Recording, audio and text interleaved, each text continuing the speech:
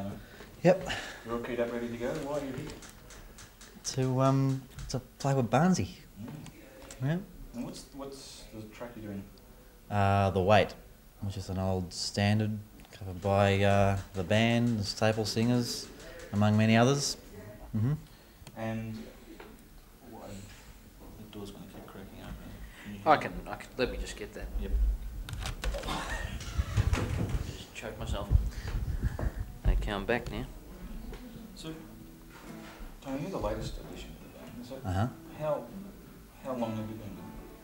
Well, I've actually been playing with them for probably 2.5 years as a hired hand type of thing. You know, I've played on all their demos, pretty much all the demos they've done, and so I played on every track on the album, and but it was really only the last 6-7 months that I've actually been a committed full-time member. You know, the band just got to the stage where they were sick of, you know, having this extra person that they weren't sure if it was part of the band, or whether, you know, didn't really know how to treat me, and, you know, as far as when it came to doing photos and stuff like that, you know, whether I should be in them, whether I shouldn't be, and also it just got ridiculous. So you know, they said, wanted to get paid too.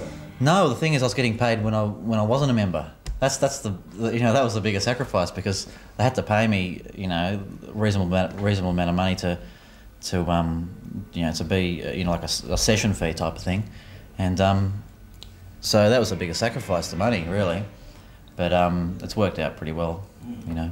And you've been on tour. How's that going? Very intense. Just like, you know, hardly get any days off. You know, we might get 1 or 2 days off a month. You know, the hotels, you know, not always the best. The drive's long. You know, Brisbane to Melbourne is nothing for us. You know, that's just a leisurely little Sunday cruise, you know. But it's been worth it, because you know, our following has just been building and building, and we can go to Sydney now and you know, pack out houses that we played at you know, 3 or 4 months ago, and you know, and there's only 10 or 12 people there. You know, we can go there now and have a full house sign out the front. So Where were what were the dates you've been? Not the dates so much as what cities have you played in? we've played in all the major cities, except we haven't been to Darwin. Played in, you know, Brisbane, Sydney, Melbourne, Adelaide, Perth, which we just came back from a couple of days ago. Came back from Perth. Adelaide's probably our strongest city. Adelaide seemed to pick up on new bands before the rest of Australia do, for some reason. And but we haven't really covered, the only really parts we haven't covered is sort of up north, you know, Northern Territory, Northern Western Australia, that sort of thing. But otherwise, you could drop a box of confetti over Australia, and that's where we've been. Like the way that Frank Stavala and Mick Newton, our touring agent, the way they plan our tours is, so they set up a map of Australia, right? You know Twister? You know, they play Twister. They're like, oh, there's the first Badloves gig, there's a second Badloves gig, and here's the third, you know, and like, so they have fun and we get a tour out of it. That's great. Yeah. Just wait for the, I've got the bouncy short. I'm Hi. about to run. How are you? Hi. How's school? Good? Yeah. It's a ticket. Yeah. There's just a bottleneck of tin lids come through. That's all. I'm still recording. How would you describe your music? Well, that's a to me it's pop with blues elements in it.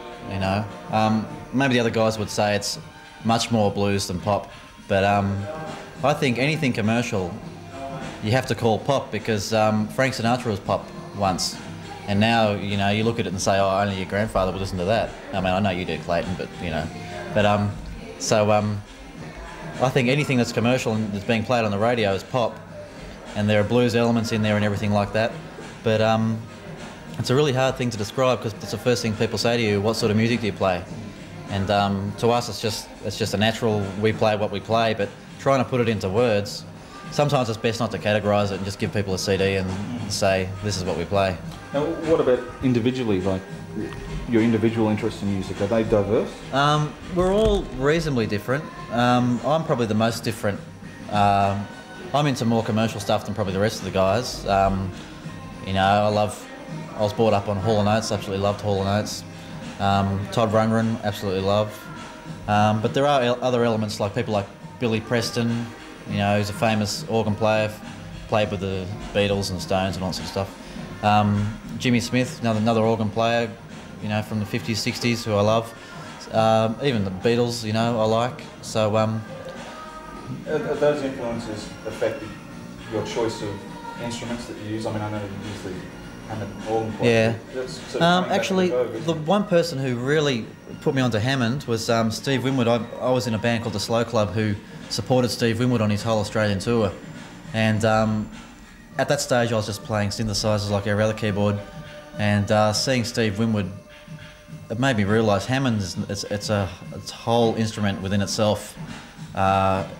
You know, there's so much feel that goes into it. I think out of all the keyboard instruments, it's the one that you can personalise the most. And I'd say. You don't solely use the Hammond sort of...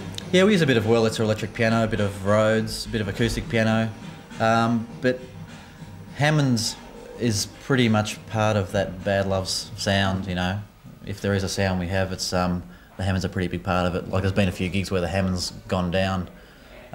You know, the Leslie speaker's broken down or whatever like that. And our sound guys said, you know, I can't believe the whole gig just changed. I mean, I'm not trying to like say that, you know, I'm the whole, you know, sound behind the band, but the Hammond is a pretty important part of our sound now. And with the touring that you've been doing, has that changed your perceptions of how you play? Like, I mean, the audience participation that's obviously happening now with recognising the singles, is that affecting the way, I mean, if you were to record the album now? Well, if we record, we're playing a lot more dynamically than we are now. But one thing with the audience recognising the singles, like our first single, Lost, we've been playing that for 3 years. But it's almost like a new song now, the way people react to it. And it makes us, you know, you get a whole new interest in it because all of a sudden, you know, people are singing along with it. And so, you know, it's really hard to get sick of people, you know, loving a song. You know, it's something you never tire of.